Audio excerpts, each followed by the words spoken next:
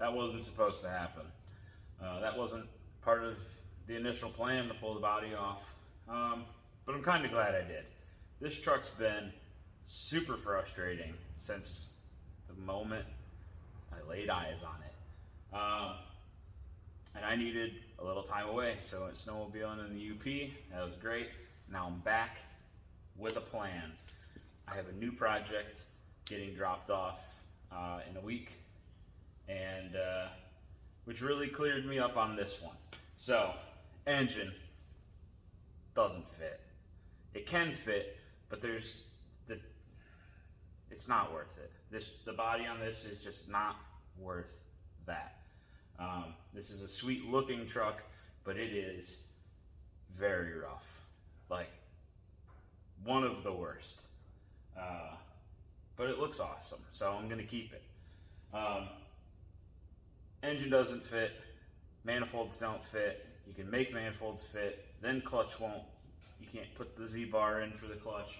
I could put a hydraulic throwout bearing in it, then I have to mount a master cylinder and change all the stock linkage because it's routed. It does things. You push a pedal and somehow it goes the opposite way after, a system of levers and pulleys. The firewall was obviously going to be a problem, but I was okay with cutting that out if I needed to. So, bam! It's right over there. I see it. Small block is getting put in. I'll still use the same trans, which it was basically the whole point of the truck I wanted to keep was that transmission. 14 bolt rear end still going in it. I have drop spindles for it. So it's going to be just a static dropped truck now. I have a new radiator, get a new wiring harness for it. So it's still going to be built, just not bagged and the whole shebang. I'm not painting the frame like I was going to. It's not snowballing on me. So I'm gonna get this motor out, bell housing put on that one, swapped over, and get the body plunked back on.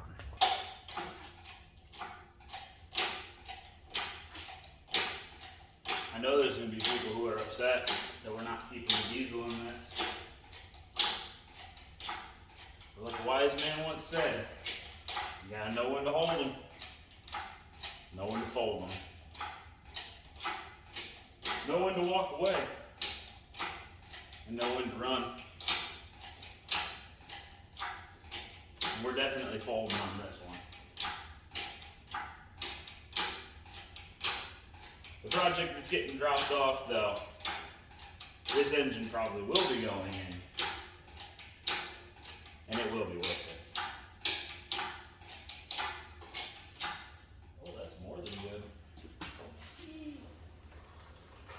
Get out of there.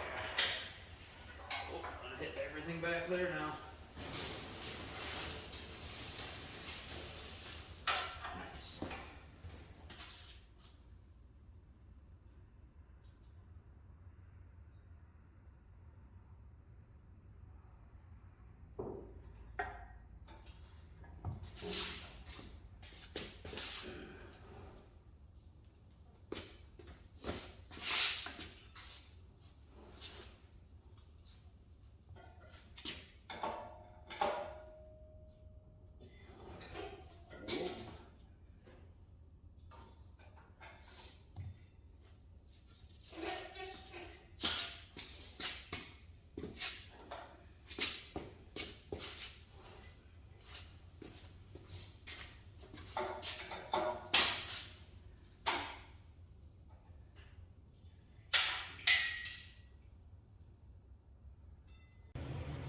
It's a new day. I tried to remove my finger with a cutoff wheel building exhaust on a car at work. So I think I'm just going to plug away a couple hours at this thing every night. Tonight I'm going to try to get the front suspension torn apart, get all the drum brake stuff off and the frame cleaned up. That way I can get the square body stuff put on, the disc brakes and the drop spindles. Then I can move on to the rear end, get the new used leaf springs put on in the perches and the 14 bolt rolled underneath it. I can measure for a drive shaft and then get the body plunked back on. Radiator should be here tomorrow. Clutch pivot should be here, so I should be able to get all that stuff squared away.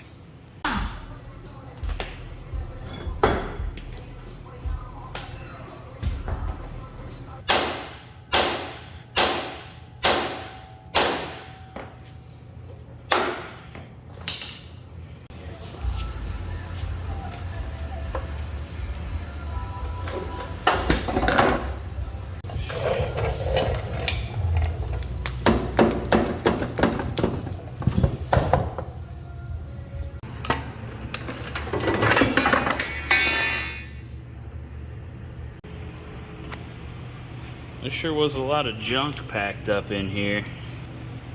I can't believe how good a shape this frame is in. All this stuff is in pretty good shape. I might try to sell this. I'm sure somebody can use it.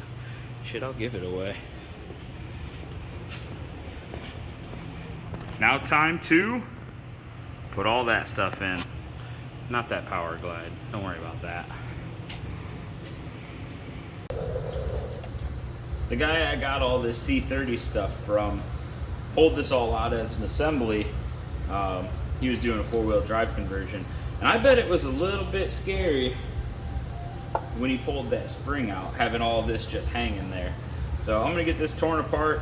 I can check the ball joints real quick, but I'm assuming they're fine. And I gotta get the new spindles put in.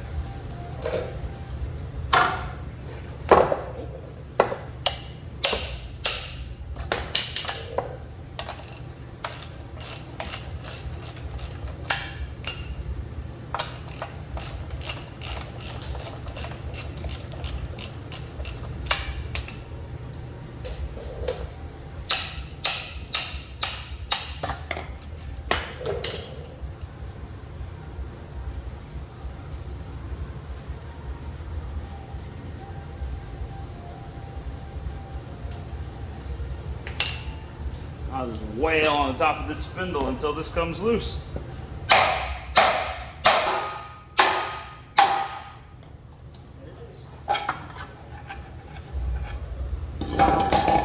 Same on the bottom.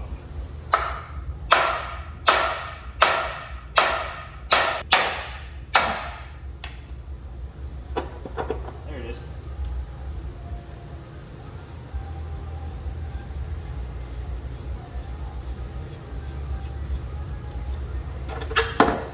Ta-da! Oh yeah, that's perfect. Make sure we get some grease in there. Kind of stalled for the day. I need a reamer from work to align the holes for the cross shafts, the U-bolts for the cross shafts.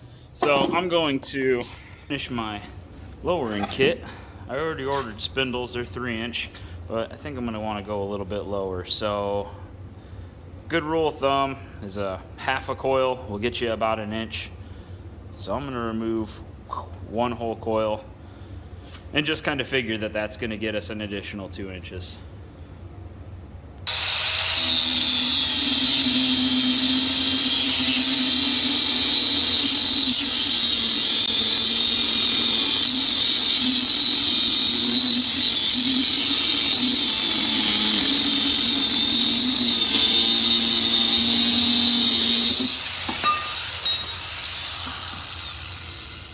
There you go.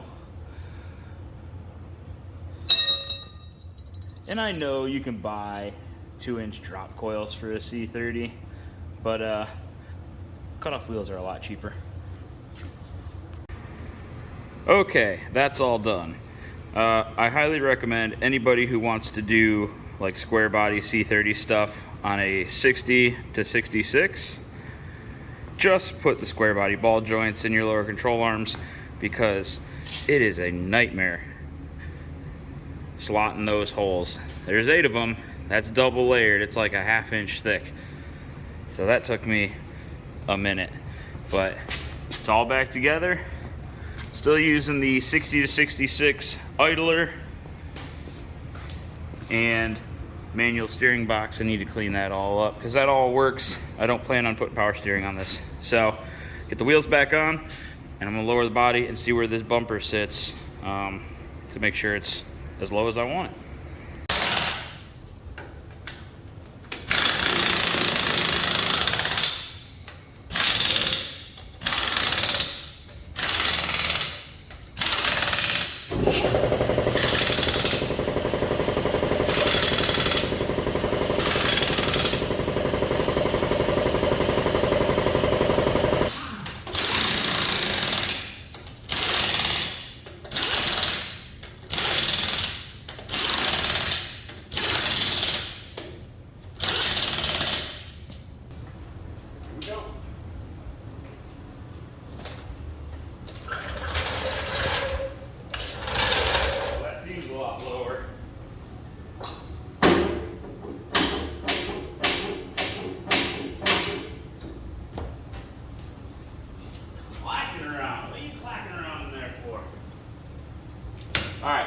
the rear drive shaft in, transmission is filled, clutch and Z-bar is installed, and yeah, time to put the body back on.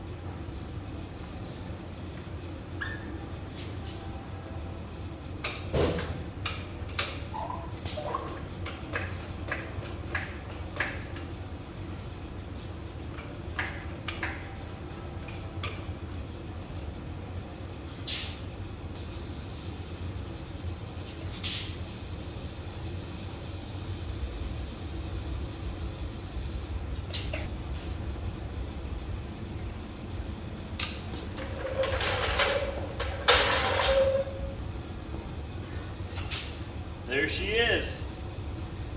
Static, like 5 inches. That's a pretty good ride height. She's got like a race car stance. Look how nice that looks. I know there's gonna be people that go, oh, should put that diesel in there, been cooler. For the sake of getting this project done, this is the easiest option. I got a lot of other stuff going on. I can't work on this truck for a year. That's a pretty nice ride height. I'm pretty stoked about that. This thing's gonna be a good driver. I'm super happy with how this thing's turning out. It's gonna be sweet. I'm glad I got a game plan and I'm sticking to it. It's gonna be way less stress and way more enjoyable to build. Next time, I'm gonna pull the old rear suspension out, get the 14 bolt rolled underneath it, and see what I'm gonna have to do to get the rear end as low as the front.